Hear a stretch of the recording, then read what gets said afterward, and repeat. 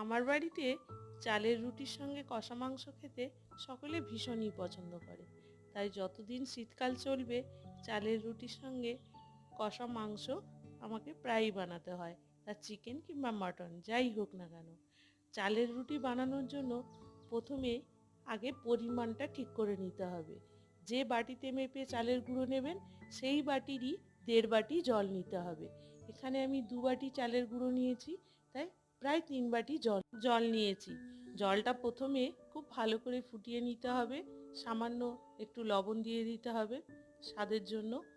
জলটা ভালো মতন ফুটে গেলে গ্যাসটা কমিয়ে চালের গুঁড়োটা দিয়ে খুব ভালো করে মিশিয়ে নিতে হবে। তারপর ঠান্ডা হলে খুব ভালো করে মেখে ফুলকো ফুলকো রুটি এভাবে বানিয়ে নিতে হবে। ব্যাস, তৈরি হয়ে গেল চালের রুটি।